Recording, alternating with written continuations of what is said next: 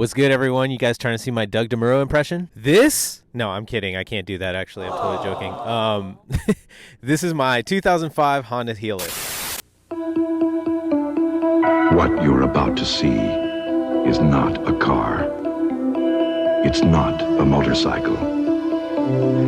What you're about to see is a totally new form of personal transportation. It looks like nothing you've ever seen. And it feels like nothing you've ever driven.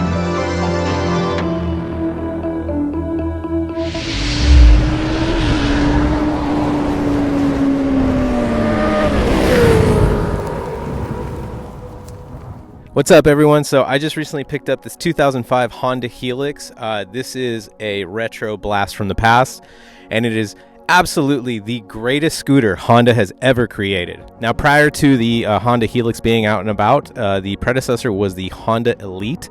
They came out with the CH80, 125, and 250. The production was from 1986 to 2007. It actually was discontinued in 2001, but so many people were like, no, you have to bring this back, that Honda ended up coming out with a second generation from 2004 to 2007. So let's pull out the specs. The class is a maxi scooter. It's a 244cc 14.9 cubic inch liquid cooled single overhead camshaft engine. Now, the transmission is a VMATIC continuously variable transmission, or a CVT as most people call it. Now, with a standard motorcycle, obviously you would change gears yourself. This has rollers in it, so depending on the speed, the rollers will connect and change the gears themselves. It's automatic, so it's just fun to ride, honestly. Now, in the front you have a disc brake, in the back you have a rear drum. You have a 12-inch tire in the front and a 10-inch in the back. Now, it sits at 26.2 inches, so it's extremely low. I can flat foot this thing all day, so it's extremely comfortable. So this is 346 pounds dry and has a 3.2 gallon tank. After riding it around with a full tank, I've got 120 miles, so it's about 40 miles a gallon. Now, here in the US, the CN250 is known as the Honda Helix. In Europe, it's known as the Honda Spazio, and in Japan, it's known as the Honda Fusion. One of my absolute favorite things about this bike is that it has a trunk, so you have tons of storage space already with the bike itself. So how often do you get a digital dash on something that's so retro looking? From 1986 to 2007, they never changed it, and I absolutely love the way it looks. With the digital dash, you get on the left side your fuel gauge. In the middle, obviously, you get your miles per hour, and then on the right, you have a temperature. Comes with a clock, and then it also has a trip odometer. Now, here's something you've never ever seen on these kind of bikes: a straight up glove compartment. So obviously I can put my registration information, but I also have access to the fuse boxes, so if I need to check anything, this is where it's located. I got pretty lucky with this bike. I got this cool custom seat. Now, it is a little dingy. I'm going to have to clean it up or possibly get it reupholstered, but it's made by Utopia, and it offers great lumbar support, but it is also removable for a 2-up setup. All in all, I got to tell you guys, I'm so stoked to get this scooter.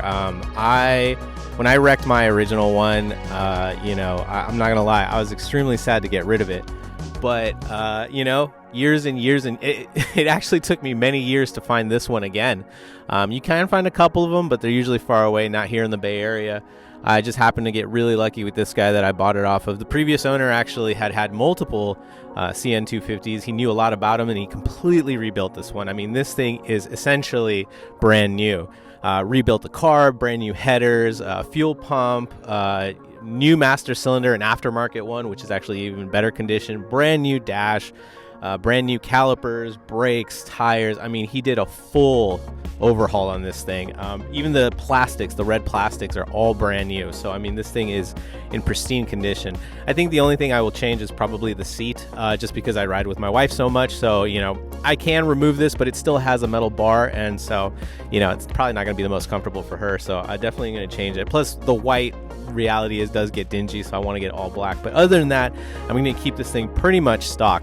The windshield I'll probably end up changing to the extended kind of the way they do it in Japan. There's a huge scene for these in Japan. Look up Helix Gang. Highly recommend their videos. They're super cool. These guys customize it. There is a guy here in San Jose who has lowering springs for these regularly, so I'm going to go buy that and lower it just to bring it down a little bit, because when it just looks super cool when it's lowered. But other than that, I'm going to keep this thing pretty stock. It's just a great bike, and I'm going to do absolutely everything to keep this thing pristine as hell and just love it and enjoy it. And so I hope to bring you guys tons of content with this thing.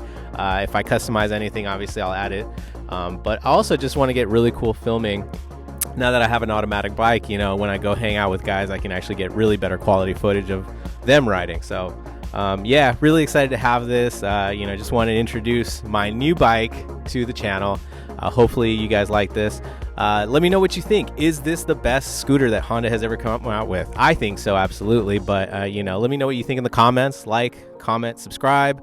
All that helps my little channel to grow. And I appreciate you guys. I'll catch you guys on the next episode. Peace.